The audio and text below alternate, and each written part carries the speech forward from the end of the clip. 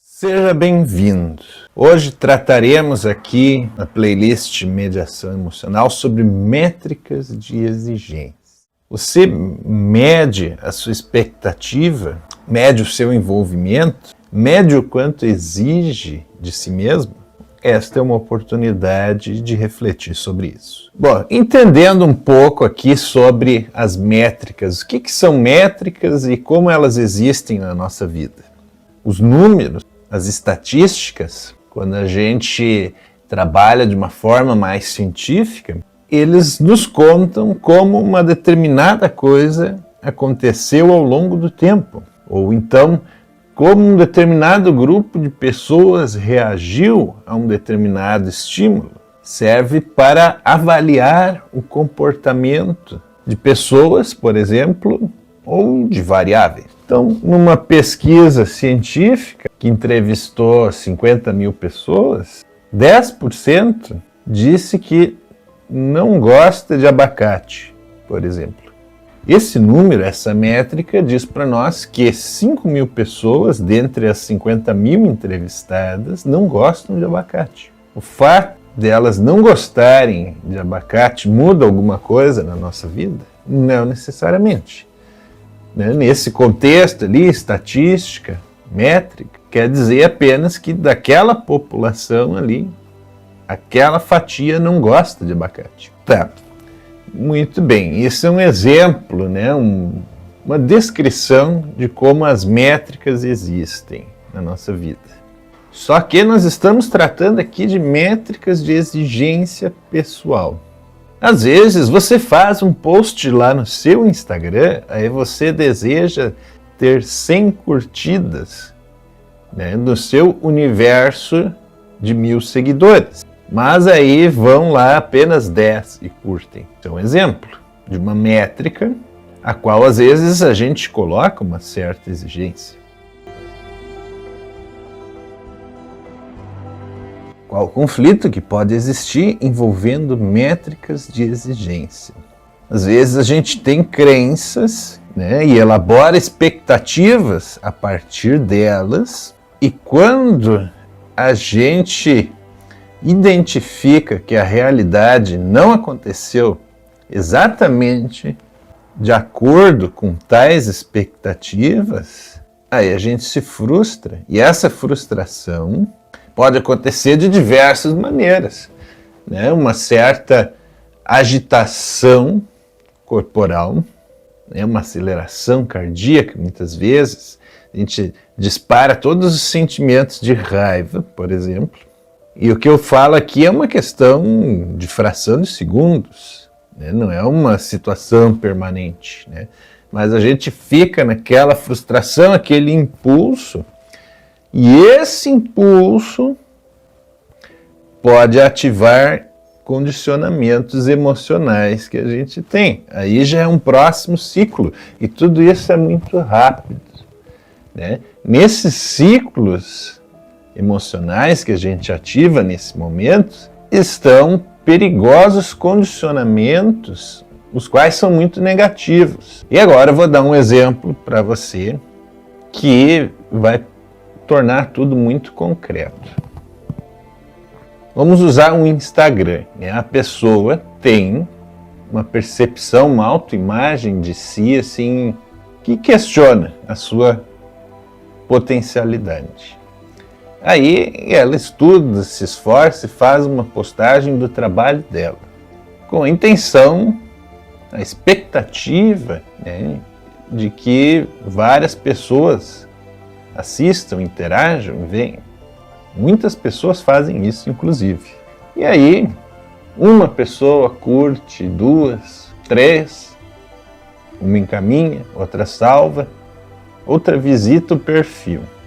O indivíduo, ao olhar ali, clicar no botão de insights e ver essas métricas, aí, esses resultados, se isso já vem numa repetição, ele já fica irritado de novo, fica nervoso.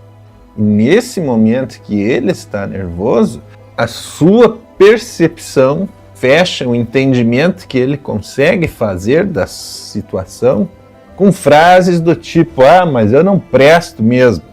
Você está vendo aqui? A frase em si, ele sabe que não é verdade, que ele tem um grande valor pessoal. Só que nesse contexto, diante dessas tensões, após ter novamente visualizado que as métricas não atingiram as suas expectativas, aí essa frase vem e fecha o circuito perfeito para a pessoa se auto-justificar, né?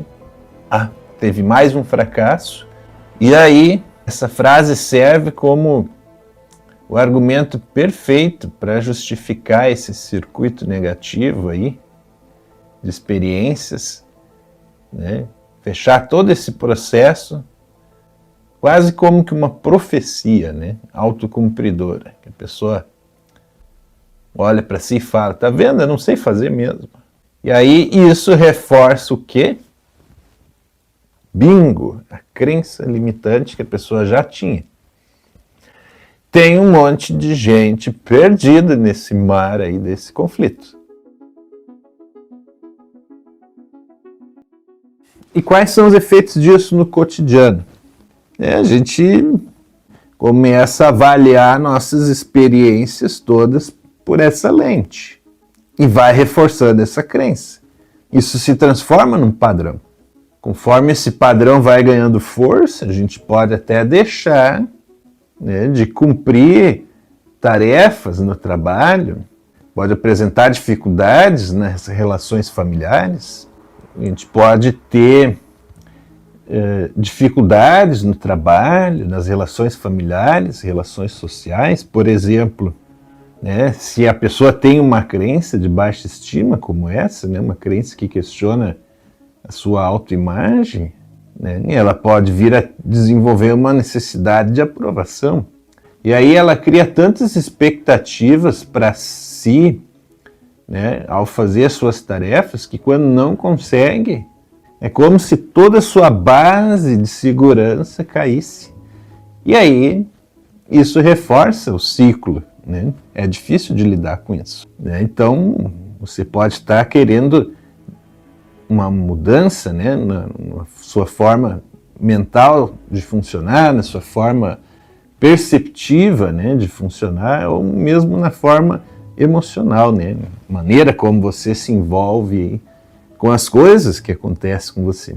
Tudo isso é possível, mas demanda um aprendizado de novas habilidades. Pessoas que ficam presas nessa forma, né, de criação de expectativas e de envolvimento com elas, ficam nessa realidade assim porque elas não conseguem, por enquanto, né, ampliar o seu repertório de respostas emocionais, certo?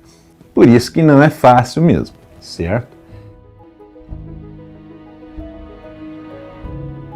Então, se você está nessa, tem essa dificuldade, quer sair dessa história, né, de ficar se cobrando demais, se julgando por métricas que estão além da sua capacidade, quer entender melhor quais são as suas capacidades e como você consegue se responsabilizar por elas?